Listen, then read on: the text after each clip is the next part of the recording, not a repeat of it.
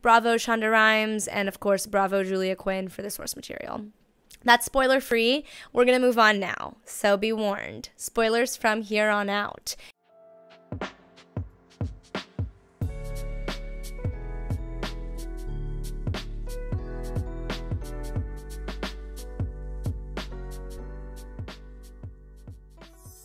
Hello and welcome to Embodying Mystical Mac. If you are new here, thank you so much for stopping by. If you are returning, thank you so much for returning. Today I have a short little rant for you about Bridgerton Season 1 because it's been way too long since I talk about the book, and I'm sure it's going to come on for Season 3 and I want to be able to talk about it when it comes out. So we're going to catch up to that somehow. We'll talk about Season 2 and Book 2 as well down the line. But for now, we're just going to do a little short rant about Bridgerton Season 1 because it was a really lovely watch. And yeah, I'm going to talk about it here with you. But before we do all that, I just wanted to encourage you to subscribe, to click that bell button if you love my content, or if you just mildly like it, put it in the background, however you're consuming it. Go ahead and click that bell button to know when more of it comes out because I do post regularly, but I don't post on a schedule. So that bell is super, super, super handy. And just thank you all so much who do like, who subscribe, who comment. I super, super appreciate you. And even those of you who don't, who just watch in the background and whatnot. Honestly, all of you here, I'm incredibly, incredibly grateful for you. So thank you. Lastly, I do offer tarot readings. They're a wonderful form of divine guidance that honestly is entirely, in a way, given to yourself. Not entirely. It's like mostly given to yourself by you because you imbue the energies. You ask the deck a question, which is in a way asking the universe a question, but localized in something, and with a little bit of my energy, I will help interpret what that means. So if a tarot reading sounds really interesting to you, go ahead and go to calendly.com/mysticalmac, click the tarot reading option. I've got a few available per week, and I'm doing them by donation right now. So yeah, go ahead and go there to book, and I'll offer you a 1-card collective reading at the very end. And without further ado, let's just get into it, okay? Very quick, spoiler-free review of Bridgerton Season 1. I loved it. I thought it was super cute. It was entertaining. I wanted to keep watching. The love story kept me super hooked. The pacing was great, which honestly for Season 2, I can't say the pacing was quite as wonderful. Yeah. All around, if you're looking for a spicy but still romantic and incredibly well costumed and designed show to watch that's not super duper high stakes, lovely watch, okay? Bravo Shonda Rhimes, and of course bravo Julia Quinn for the source material. That's spoiler free. We're going to move on now, so be warned. Spoilers from here on out. And I might reference Season 2. Probably not, but I might. So if you haven't seen Season 2, I would consider clicking off right now if you don't want to be spoiled at all. Okay. So my biggest note is that they took what was great about the book, Shonda Rhimes and, her company and whatever. They took what was great about The Duke and I, which is the first book in the Bridgerton series, and they improved upon it, literally improved upon it. One way that they did this was by adding this aspect of alternate history. So, of course, not of course, I'm saying that as if you guys have also listened or read the book. In the book, there is no racial diversity, really. It's a book about a bunch of white people, and, just like there was all white people in those times experiencing those things.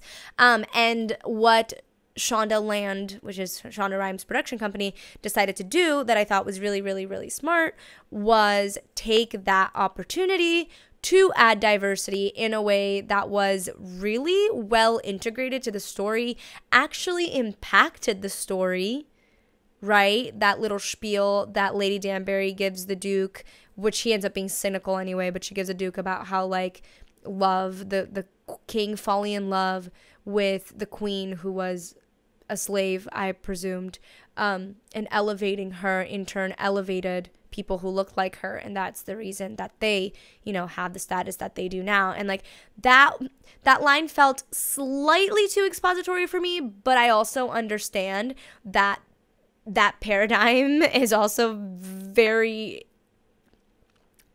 very loosely, if not almost non-existently hinted at.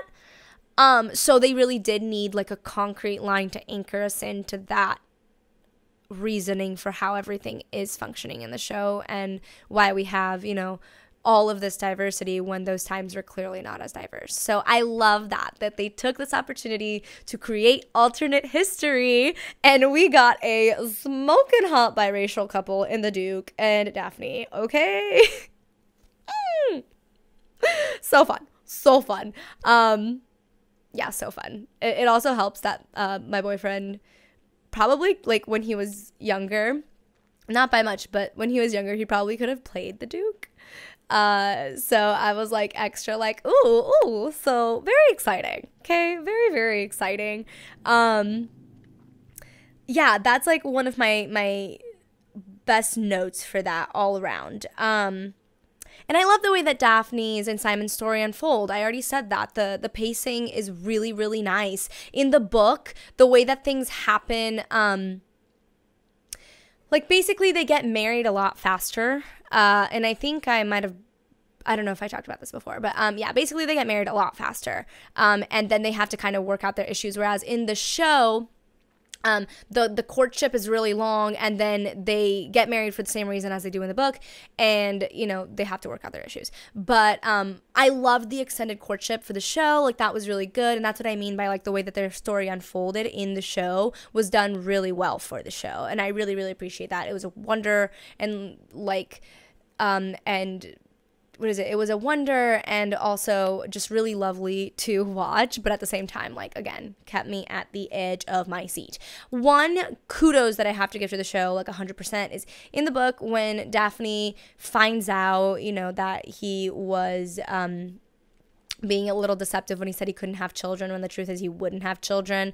She kind of like, I don't know, she tricks him in a way that to me is really like not ethical. Whereas in the show, it wasn't so much trickery as like she did set him up for sure, but she wasn't sure. And it was one of those things. I'm just going to say it. Basically in the book, he was drunk when that whole interaction went down, which to me just adds a layer of like, oh, not okay. So I'm glad that they took that out and the show remained pure in that way. Honestly, all in all, that's going to be my short rant. I loved it.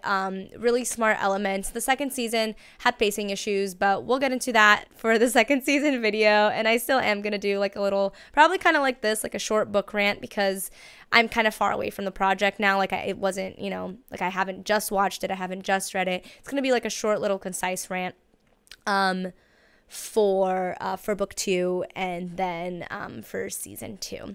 So now, without further ado, let's get into the tarot card. Okay, for those of you who don't know, I just pull one card that pertains to the question of what do we need? What message is it that we need right now in this very moment? From the universe, God, whatever you choose to call that force of unconditional love that is part of us and is within, is part of us and we are part of simultaneously.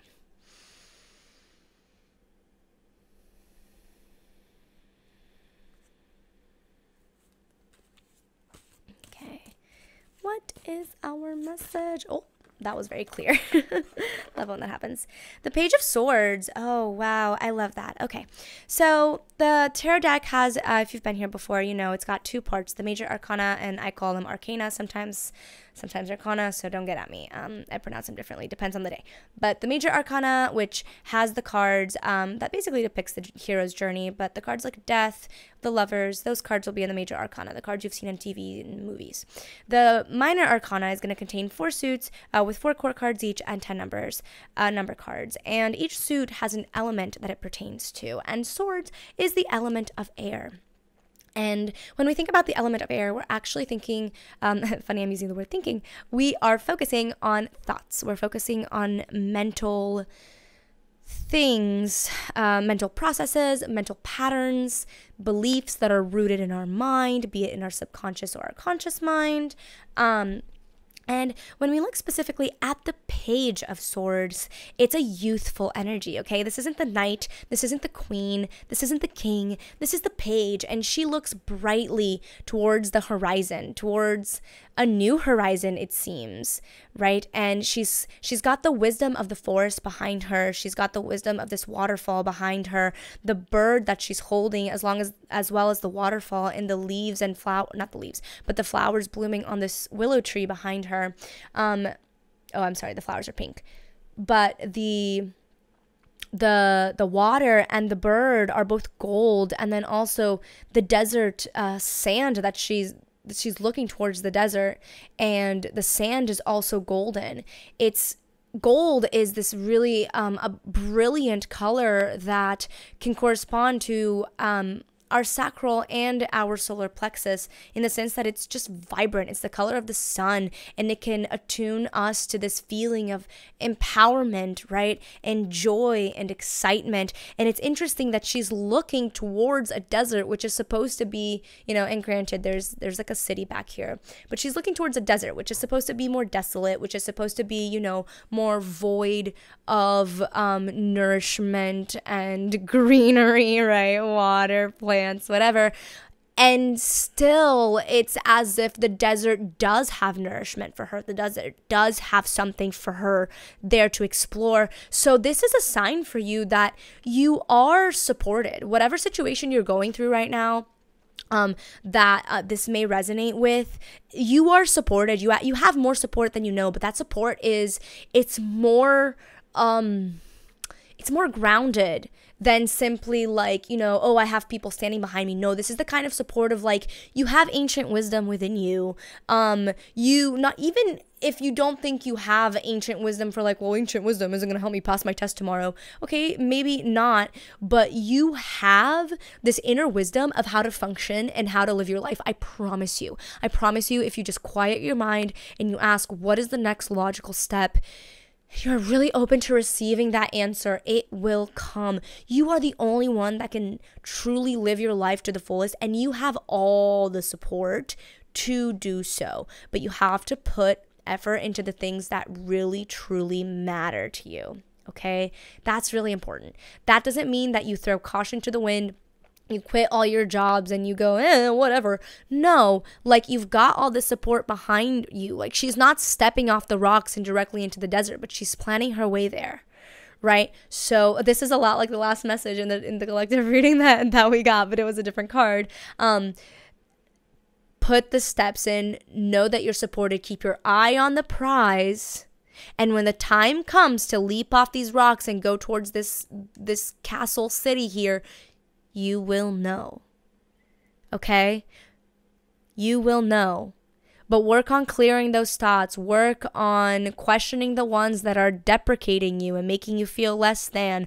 Work on that so that you too can have this lush forest, not just in your ancient wisdom, not just in your wisdom of how to live your life, because you're literally the only one who knows exactly what's best for you at any given time, but because you've put in the work to get your mindset to a place where it supports that brilliant next step you're about to take. Thank you so much for being here. I am so grateful. I'm so proud of myself. This video is actually short and I didn't have to edit in between. Okay. If that tarot reading intrigued you and you would like one all of your own, like full on, not just one card, over a Zoom, go ahead and hit me up on calendly.com/mysticalmac. Again, I'm doing them by donation right now, which is really, really exciting. And please please subscribe, and please click that bell button if you are entertained by this, because I promise you I have more content coming out. It's just not going to come out on any given schedule. And such is life, and that's okay. So yeah, thank you so much. Stay mystical, stay grounded, and I'll catch you next time. Oh yeah, by the way, I'm wearing my Duchess sweatshirt and my crown. So if you think I didn't dress up, I did. Okay, mwah, bye.